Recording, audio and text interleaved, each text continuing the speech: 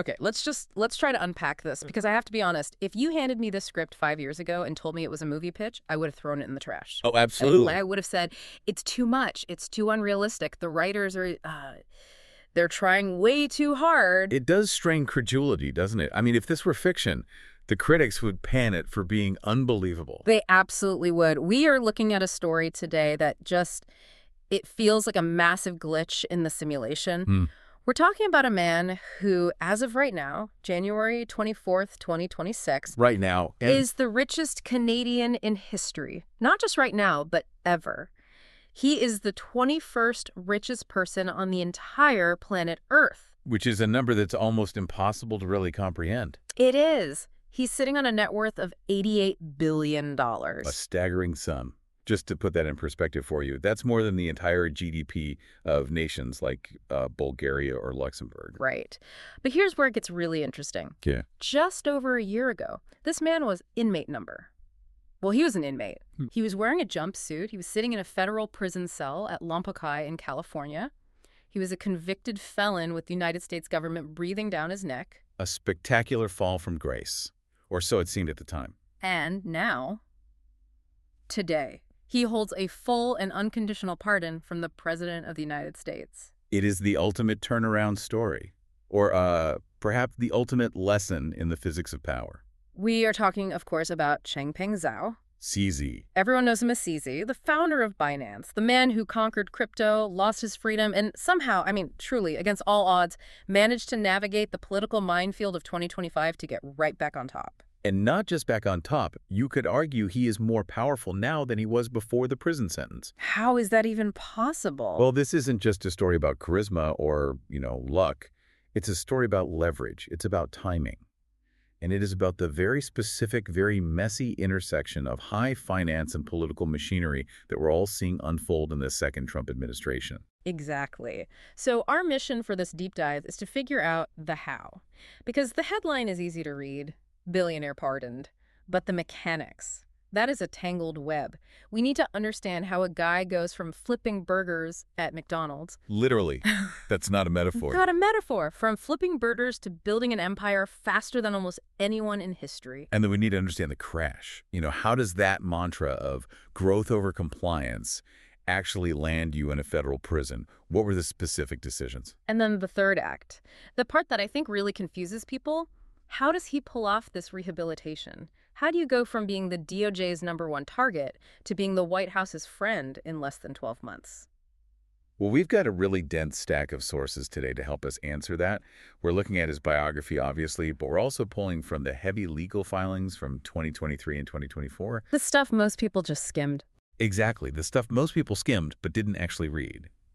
We have the pardon documents from October 2025 and some really fascinating investigative reporting on his business dealings during that critical window when he was supposedly out of the game. And I wanted to ask you, the listener, right now, just put yourself in these shoes for a second. Imagine having $88 billion. You can buy anything, a country, an island, but you can't walk out the door. You are confined to a cell. Total power and zero freedom. And then imagine walking out and within a year shaking hands with the president. It's just a wild, wild ride. It is. And I think to understand the destination, this massive wealth, we have to understand the engine that drove him there.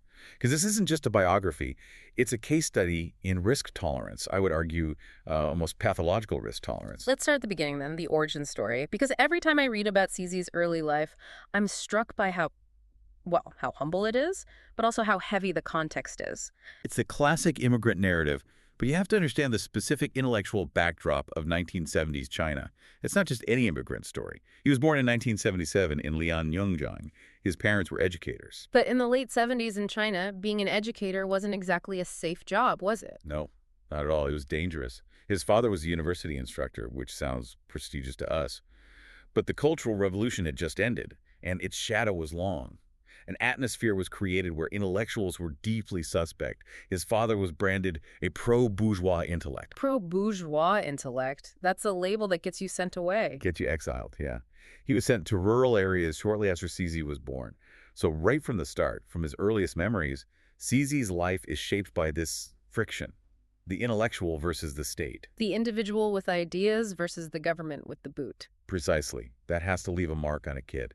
It Right. has to plant a seed of maybe not rebellion in a political sense, but certainly a deep skepticism of authority, of centralized power. I can see that. You see your own father, a smart man, punished by the system. And it leads to the escape. The family managed to emigrate to Vancouver, Canada in 1989.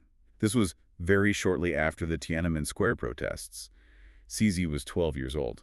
So he arrives in a new country, new language, new everything. And this is where the underdog narrative really kicks in, because when you hear tech billionaire, you think, you know, boarding schools, Ivy League, maybe a small loan of $1 million from dad. Right. But CZ was grinding. He was. The family didn't have much. In his teenage years in Vancouver, to help support them, he was working at a gas station overnight. And as you mentioned, he was flipping burgers at McDonald's. I love that contrast, but I don't want to just gloss over it as hard work.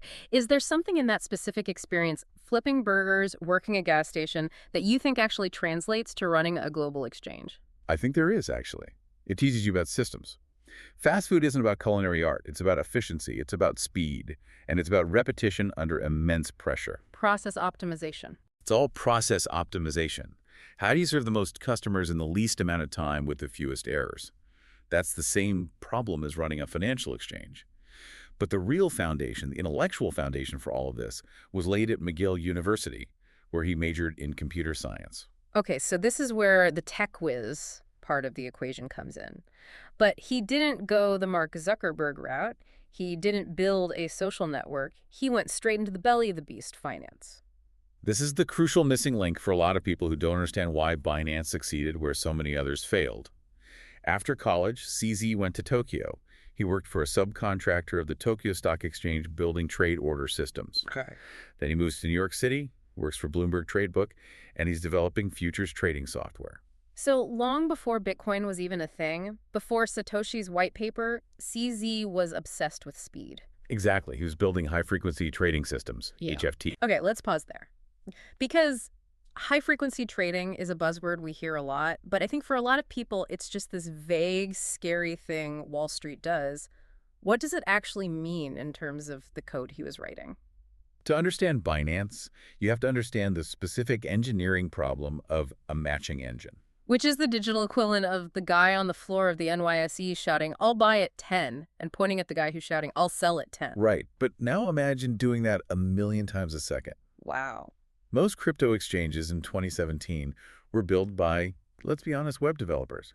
They treated buying Bitcoin like uploading a file. They built their systems using standard web technologies, PHP, JavaScript, things like that. Things that are great for building a blog, but maybe not for handling billions in transactions. Not at all. CZ approached it like a Wall Street quant. He wrote his code in C++ Sonation, a much lower-level language, specifically to shave off microseconds from every transaction. Why does that matter to the average user, though? I mean, if I'm buying $50 of Bitcoin, do I really care about a microsecond? You don't, until you do. You care when the market crashes. Ah. When Bitcoin drops 20% in an hour, what does everyone do? They rush for the exit door at once. Sell, sell, sell. Exactly. And the web dev exchanges would they'd crash under the load. You'd see the infamous 404 error of death. You're watching your money vanish on your phone and you can't even log in to sell. I remember that so clearly. The Coinbase is down. Memes were everywhere back then. It was a running joke. A very painful joke for a lot of people. Hmm. But Binance stayed up because CZ's engine was built from the ground up to process 1.4 million orders per second. That stability, that reliability under fire, that was the product. So that HFT background wasn't just a resume point. It was the core architectural advantage that allowed him to swallow the market. It was everything. He knew the plumbing. He had spent his entire career building the machine that makes the sausage. And in 2005, he moves back to China, to Shanghai, and starts a company called Fusion Systems. Again, more of the same. Building high-frequency trading platforms, but this time for brokers. He was successful. He was established. He had money, a nice apartment, a career. He'd made it. But he wasn't $88 billion successful yet. Not even close. And this is where we get to the movie scene, the poker game. I feel like every great business story has a poker game or a garage moment. This was 2013. It was. He was playing a casual game of poker with Bobby Lee. Now, for those who don't know, Bobby Lee is the brother of Charlie Lee, who founded Litecoin. So these are early crypto royalty, the first wave. And Bobby's at this poker game, and he drops some advice on CZ. He tells him, you should put 10% of your net worth into Bitcoin. 10%, which, that's a reasonable, diversified, financial advisor-approved amount of risk. Dip your toe in, test the So right. waters. It's a hedge. It's a speculative asset in a broader portfolio. Yeah. But this is where we see the psychology that separates CZ from you or me, or, frankly, most sane people. Yeah. He didn't do 10%. In 2014, he sold his apartment in Shanghai. This was his home, his major asset. He sells it and puts everything into Bitcoin. 100%. All in. Okay, hang on. I have to stop you there. Because we look back now with Bitcoin trading at, what is it today, $150,000, and we call CZ a genius. But in 2014, when he sold his house, didn't the price crash right after that? Oh, catastrophically. Oh. It went from around $600 down to $200. He lost 2/3 of his net worth almost overnight. See, that's not conviction to me. That looks like mental illness. That looks like a gambling addiction. Right. Imagine that dinner table conversation. Honey, I sold the house and I lost 2/3 the money in a week on magic internet beans. It's a very fine line, isn't it? Yeah. The line between a visionary and a degenerate gambler is often just the final outcome. It's barely a line. If Bitcoin had gone to zero, which was a very real possibility in 2014, he's not a visionary. He's the guy sleeping on his friend's couch because he blew the family fortune. That's absolutely fair. Yeah. And his family did reportedly think he was crazy. They were dismayed. But this is the differentiator. A gambler bets on a card turn. It's pure chance. CZ was betting on a protocol. What's the difference? He was looking at the code, not the price ticker. He was a computer scientist. He understood the mathematics of it, the game theory, the distributed consensus. He believed the math was inevitable, even if the market sentiment was terrible. So he held. He held through that entire crash. He didn't sell a single coin. That is the part that gets me. Selling the house is impulsive. Holding through a 60+% drop, that is, I don't know, it's almost an inhuman discipline. Or obsession. Or maybe both. Most people diversify to protect wealth. CZ concentrates to build wealth. And that psychology explains everything that happens next with Binance. So let's talk about the rocket ship. Section 2, Binance. He launches this thing in July 2017. The timing was impeccable. Just impeccable. This was right before the massive 2017 crypto bull run that brought Bitcoin to the mainstream. And he raised money through an ICO, an initial coin offering. He raised $15 million. And back then, an ICO was just the wild west of fundraising. It was essentially printing your own stock certificates in the form of tokens and selling them on the internet with a white paper. But look at the velocity. In less than 8 months, Binance became the world's largest cryptocurrency exchange by trading volume. 8 months. 8 months! That is insane. How do you go from 0 to #1 in 8 months? That's like starting a car company today and outselling Toyota by Christmas. It just doesn't happen. It comes back to that engine we talked about, the reliability. But it was also aggressive, almost predatory tactics. He listed coins faster than anyone else. What does that mean exactly? Well, if there was a new meme coin or some new project with a lot of hype, an established exchange like Coinbase would take months, maybe years, to do due diligence and review it. If they ever listed it at all. Right. Binance would list it in days. He understood that traders don't care about fundamentals. They care about volatility. They want to gamble. So he gave the people what they wanted, even if what they wanted was, complete garbage. Especially if what they wanted was garbage. Volume is volume. The house takes a cut on every trade. He also introduced the Binance coin, BNB. This was a brilliant loyalty play. Right, the feed discounts. Exactly. If you held their token, BNB, you got a discount on your trading fees. It created this incredibly sticky ecosystem where it was just cheaper to trade on Binance than anywhere else. And it made people want to hold BNB, which drove up its price. A perfect flywheel. But he was also building a moving target. We have to talk about the nomad CEO thing, because for a long, long time, if you asked, where is Binance headquarters? The answer was essentially a shrug. Earth was his usual answer, or the internet. And for a while, people thought that was just him being a philosophical tech bro. We're decentralized. We have no headquarters. But it was a calculated legal strategy. It's called regulatory arbitrage. It means shopping for the laws you like. He started in China. In late 2017, China banned crypto exchanges. So he didn't fight it. He just moved the servers and the team to Japan overnight. Okay. Then Japan started getting strict about licensing, so he looked at Malta, the blockchain island. He was constantly on the move, staying one step ahead of any jurisdiction that tried to pin him down. He was like a fugitive before he was even a criminal, just staying one step ahead of the rulebook. He called it decentralized operations. Regulators called it willful evasion. He eventually settled, for the most part, in Dubai in the UAE and became a citizen there. But for years, this lack of a headquarters meant that when a regulator in the US or the UK wanted to sue Binance or serve them papers, they literally didn't know where to send the mail. It's the catch me if you can strategy for corporate governance. Precisely. And while he was running, the wealth was just exploding. By February 2018, just months after launch, Forbes had him as the third richest person in crypto. By 2025, just before the pardon, he's up to that $88 billion number. But you can only run for so long, right? The bigger you get, the bigger the target on your back. And the U.S. government especially does not like it when you play in their sandbox, but refuse to follow their rules. And that brings us to Section 3, the crash. The fall. The walls started closing in around 2023. You had the CFTC, that's the Commodity Futures Trading Commission, and the SEC both filing massive civil lawsuits.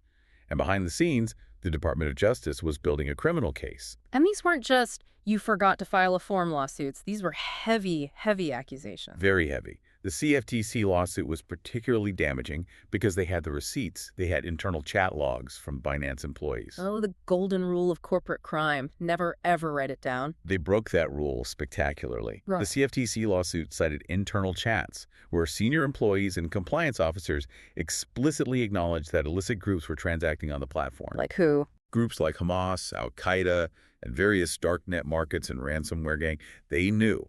There was one chat where a compliance officer wrote something like, "We need a banner that says, 'Is washing drug money too hard these days? Come to Binance.'" No way. They actually wrote that in a company chat. They did. It was obviously dark humor, but it proved they knew. It showed a culture of, at best, willful blindness. They knew bad actors were using the platform, and they let it happen because turning them off would mean turning off revenue. So this is the growth over compliance mantra we mentioned in the intro. They prioritize the fees over the law. Absolutely. But, and this is a really critical point for you to understand, we have to separate CZ from someone like Sam Bankman-Fried of FTX. Please, let's clarify that, because to the average person, to my mom, crypto CEO in jail, sounds the same. They just think they're all thieves. They are fundamentally different cases, and that difference is everything. I want to use an analogy here. Think of Sam Bankman-Fried as a valet parking attendant at a fancy restaurant. Okay, I'm with you. You drove your car, your asset, to his restaurant. You gave him the keys for safekeeping. While you're inside eating dinner, he took your car, drove it to a casino, gambled with it, lost, and crashed it into a wall. That is theft. That is fraud. He stole the customer's asset. Precisely. He stole customer money. Now, CZ is different. CZ ran a toll road, a very fast, very efficient toll road. He didn't touch the cars. He didn't siphon the gas. If you put your money on Binance, your money was there. What? But he let everyone use the road. The school buses, the family minivans, but also the drug cartel convoys, the terrorists, the money launderers. The U.S. government came to him and said, you have to put up a checkpoint. You have to check IDs. You have to implement anti-money laundering or AML controls. And CZ said what? He essentially said, checkpoints slow down traffic. I am the business of speed. My customers don't want checkpoints. He prioritized the toll fees over the security check. Exactly. And in the eyes of the law, that is a serious crime. Specifically, violating the Bank Secrecy Act. It's a felony. But he didn't steal customer money. Binance had the funds. At any point, every user could withdraw 100% of their money. That nuance is huge because one guy is a thief and the other guy is, what? Negligent or willfully blind? Willfully non-compliant. And that distinction is the only reason he got the deal he got. Okay, so November 2023, the hammer finally dropped. It did. The DOJ announced a global settlement. CZ agreed to step down as CEO of Binance, effective immediately. He agreed to pay a $50 million personal fine. $50 million? A lot of money, but for him, it's a rounding error. A speeding ticket. Yeah. But the big number was for Binance, the company.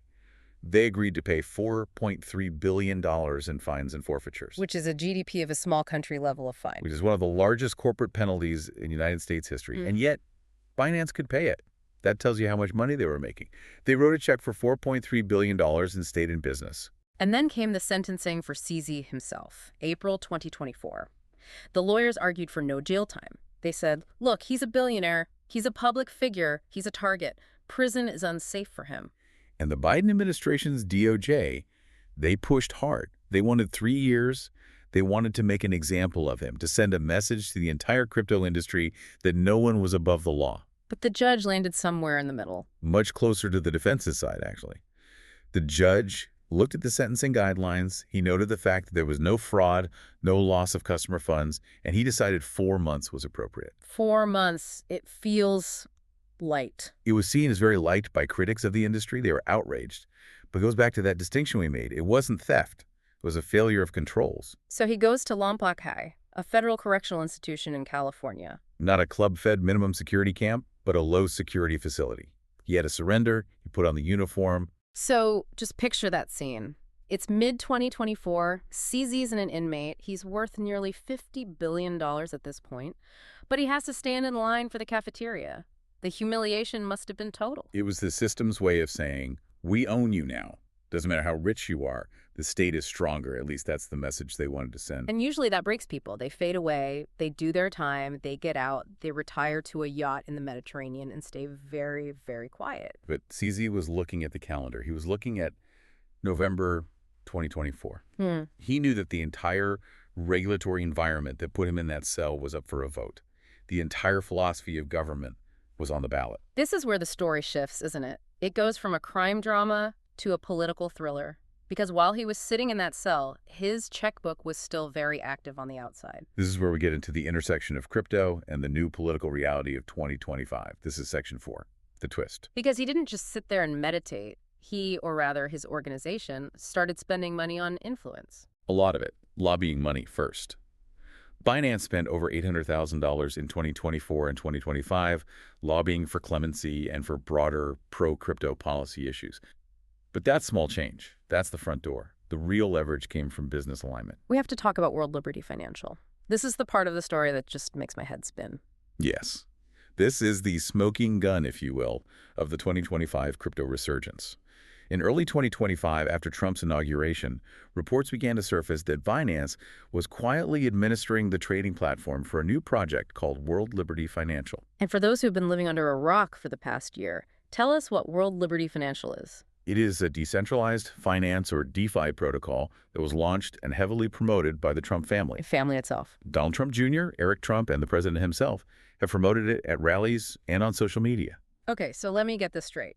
You have the president of the United States, or at least his immediate family, launching a branded crypto business.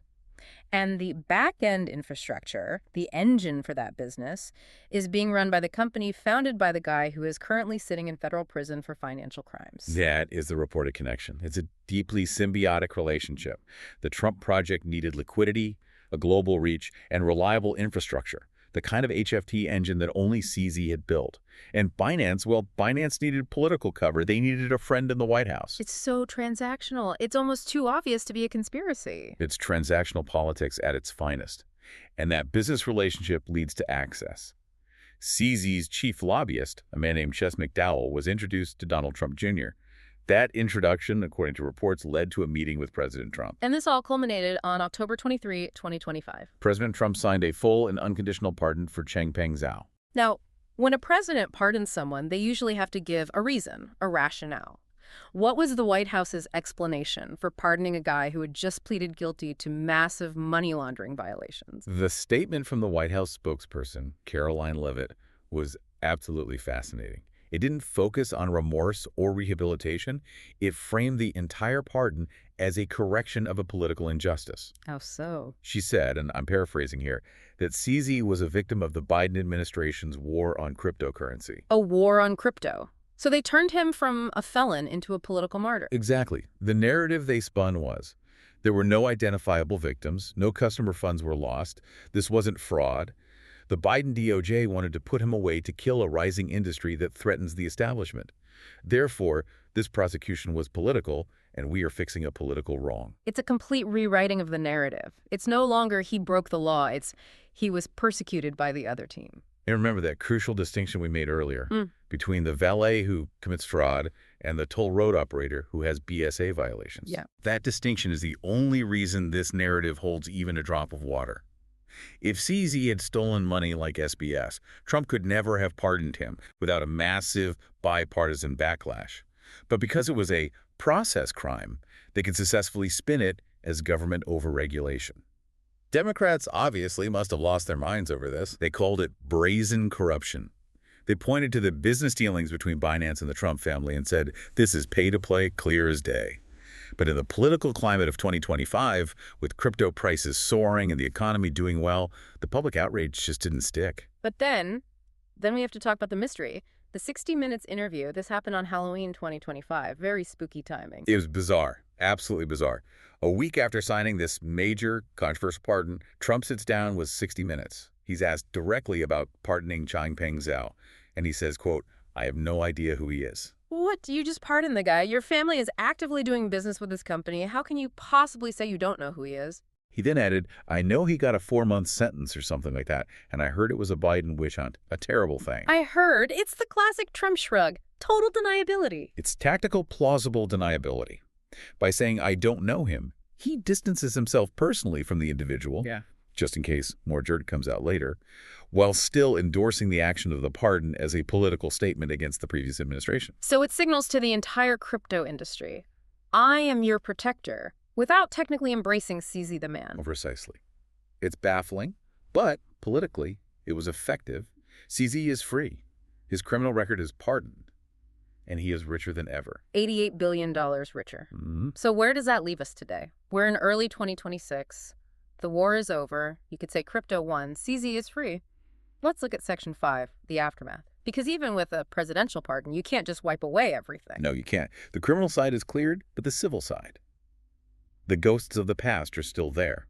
Specifically, the ghost of FTX. They're still suing him, even from the grave. Yes. In November 2024, the bankruptcy estate of FTX filed a massive lawsuit against Binance and CZ personally. They're trying to claw back $1.8 billion. Wait, I thought FTX collapsed years ago. Why are they suing now? What's the basis for this? This goes back to a deal in 2021, before FTX imploded. Binance was an early investor in FTX. In 2021, CZ sold his stake in FTX back to Sam Bankman-Fried. FTX paid him $1.8 billion for it. Okay. Now, the lawyers for the bankrupt FTX estate are arguing, hey, FTX was actually insolvent when they paid you that money. That was a fraudulent transfer of funds out of a failing company.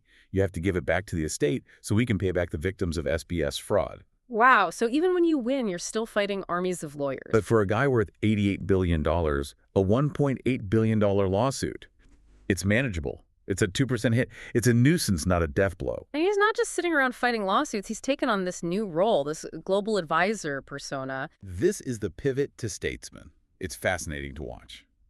Since his release, he's been appointed as a strategic advisor to the Pakistan Crypto Council. He's also advising the president of Kyrgyzstan on digital assets. Why those countries specifically? Why not, France or Germany? Because the West is still tricky for him, even with the U.S. pardon. The reputational stain is still there in places like London or Brussels. But emerging markets, places like Pakistan or Kyrgyzstan, are looking to leapfrog the traditional banking system entirely. They want a shortcut. They do. They don't care about the U.S. SEC's opinion of him. They see CZ not as a convict, but as the visionary who built the fastest, most efficient financial engine in the world. They want that expertise to modernize their entire economies. So he's positioning himself almost above national laws, or at least outside the traditional Western financial system. He's positioning himself as a sovereign-level asset. If you are a smaller nation and you want to opt out of the dollar-based system, who better to ask for advice than the guy who built the biggest alternative financial system in history? And personally, what is he doing with all that money? Is he just buying yachts? He claims he's giving it away. He has stated publicly that he plans to donate 99% of his wealth, following the Bill Gates and Warren Buffett giving pledge model. 99% of $88 billion. That's a lot of schools or hospitals or whatever he decides to fund. And that is the big question, isn't it? When you have that kind of capital, philanthropy is just another form of power. Is he funding education? Or is he funding think tanks that promote the kind of radical deregulation that allowed him to get rich in the first place? He also has this funny quote where he says he's not a complete libertarian. Which is deeply ironic, coming from a man convicted for ignoring rules. But he says civilization needs rules. He just prefers to be the one writing them, perhaps. And his personal portfolio, this is the part that still scares me, even after all his success. He calls it being crypto liquid. What does that mean? As of the last public reports, he holds nearly 100% of his personal net worth in crypto. Not in Binance stock, but in crypto assets themselves. Mm. Bitcoin, BNB, etc. He doesn't own a diverse portfolio of stocks and bonds and real estate like other billionaires. He owns tokens. That is insane, even for a true believer. That means if the crypto market tanks 50% tomorrow, his net worth gets cut in half in an afternoon. It could. But you have to remember the poker game. Remember him selling his house and holding through that massive crash in 2014? He is comfortable with a level of volatility that would give a normal person a series of heart attacks. He truly believes that over a long enough timeline, the line only goes up. So let's try to wrap this all up. Let's look at the big picture here. We've gone from Lianyuan to a McDonald's in Vancouver to a poker table to the absolute top of the world down to a prison cell and now to the president's pardon list. It's not just his story. In a way, it is the arc of the crypto industry itself. How so? What do you mean? Think about it. Crypto started on the fringes. It was rebels, cypherpunks, people actively ignoring the rules. That's early CZ building Binance without a headquarters. Okay. Then it grew explosively, faster than regulators could possibly catch up. Okay. There's Binance from 2017 to 2021. Then came the crackdown, the compliance era, the lawsuits, the arrests. That's the prison sentence. And now? Where are we now? Now we are in the era of institutional adoption and political integration, the final stage. The era where you don't fight the White House, you get into business with them. Exactly.